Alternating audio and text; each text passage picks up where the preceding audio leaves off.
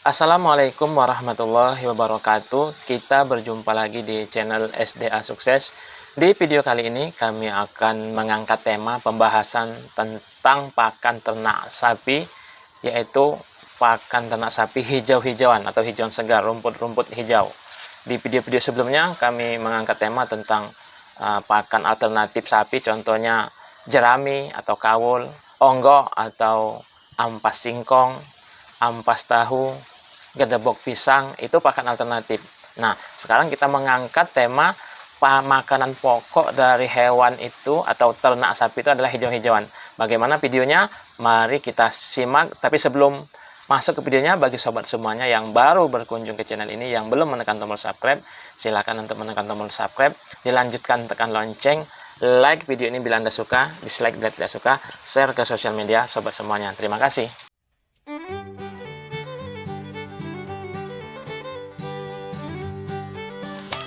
Baik sobat semuanya, kita sekarang ada di lapangan. Ini ditumbuhi rumput liar. Jadi kodrat sapi itu adalah pemakan rumput atau hijau-hijauan. Jadi sudah sewajarnya kita sebagai peternak memberikan pakan hijau-hijauan. Nah, karena pakan hijau itu sangat baik untuk membantu perkembangan bobot badan ternak. Tapi tidak semua hijau-hijauan itu mengandung nutrisi tinggi. Biasanya peternak itu senang memberikan pada ternak mereka, terutama di kawasan kita seperti ini, yang saya lihat juga dan saya dengarkan, itu biasanya mereka mengasih makan itu bisa rumput liar yang ada di sekeliling lingkungan mereka. Kalau yang sengaja ditanam contohnya rumput gajah. Nah, kenapa dipilih rumput gajah? Karena peternak itu di dalam penanamannya itu mudah dan cepat waktu pemanenannya. Juga kalau kita ada lokasi yang tidak luas juga bisa ditanamin, bisa di perkarangan rumah, bisa di belakang rumah, atau di galengan atau di pinggir-pinggir jalan bisa kita tanamin seperti itu. Apalagi kalau kita mempunyai lahan yang cukup luas, nah itu tambah mempermudah bagi kita sebagai peternak sapi untuk memberikan pakan sapi. Seperti contohnya teman saya ini, di samping beliau itu nanam di perkarangan rumahnya atau di belakang rumahnya, dia juga mengkhususkan satu kawasan yang sisanya ditanamin padi, yang lainnya dia khusus untuk menanam rumput hijau, yaitu rumput odot. Nah, itu sangat baik sekali. Jadi kalau misalkan tidak ada kendala, kita ngambil rumput hijau yang ditanam. Kalau kelemahannya kita mencari rumput liar itu biasanya kalau musim tanam padi itu agak susah mencari rumput hijau, apalagi musim kemarau. Jadi peternak itu kerepotan mencari rumput hijau. Tapi kalau ditanam, dikhususkan ladang sendiri menanam rumput untuk pakan ternak, itu mempermudah bagi peternak sapi. Terus bagaimana kalau kita tidak mempunyai lahan atau tidak mempunyai perkarangan yang luas? Itu tadi bisa kita menyewa kawasan, kita bisa untuk tanam, tapi diperhitungkan juga biaya sewa dengan kita membeli rumput. Kan ada di suatu daerah itu menyediakan rumput odot untuk pakan sapi. Nah, kita perhitungkan, misalkan lebih baik bisa nyewa ketimbang membeli, ya bisa menyewa lahan terus kita tanamin. Kalau biayanya mahal, kita bisa beli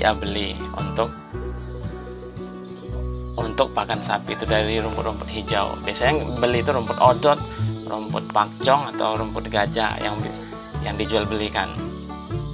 Nah, itu alternatifnya seperti itu kalau tidak mempunyai lahan khusus untuk menanam rumput-rumputan hijau. Selanjutnya juga dengan kita memberikan banyak rumput hijau atau rumput segar, itu baik bagi sapi yang lagi menyusui, karena itu bisa menopang susu sapi diproduksi terus oleh indukan sapi untuk keterjaminannya pasukan atau asupan gizi pada anak sapi. Apa gue? Selanjutnya, peternak sapi juga biasanya kalau selain rumput gajah juga mereka senang menanam rumput odot. Jadi seperti teman saya itu, dia menanam rumput odot di perkarangan rumahnya, di ladangnya menanam rumput odot. Selain tanaman padi dan tanaman lain, dia juga menanam rumput odot. Nah, karena rumput odot itu mengandung protein kasar dan nutrisi lebih baik dari rumput gajah, juga lebih lunak ketimbang dari rumput gajah. Nah, jadi sapi itu mengunyahnya lebih ringan atau lebih lunak ketimbang rumput gajah. Selanjutnya biasanya peternak sapi memberikan rumput pakcong, jenis rumput yang berasal dari Thailand. Nah, itu rumput pakcong ini nutrisinya lebih baik dibanding kedua rumput yang saya sebutkan sebelumnya tadi, baik rumput gajah dan rumput odot. Walaupun dikasih hijauan, rumput-rumput yang saya sebutkan tadi tetap dikasih konsentrat, terus mineral, dan juga penunjang pakan alternatif yang lainnya.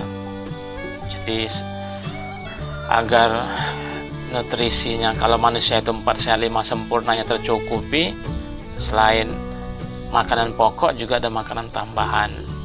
Nah, sapi juga seperti itu, ada makan tambahan agar sapi itu bisa sehat dan juga kalau mau penggemukan bisa gemuk. Akan tetapi juga ada yang tidak dikasih hijauan, cuma dikasih comboran, kasih pakan comboran dan konsentrat, bisa gemuk bisa sehat. Ya, itu menurut kebiasaan pakan sapinya. Jadi ada juga yang beli sapi biasa dikasih comboran, terus pindah kandang, pindah peternak, pindah tuan.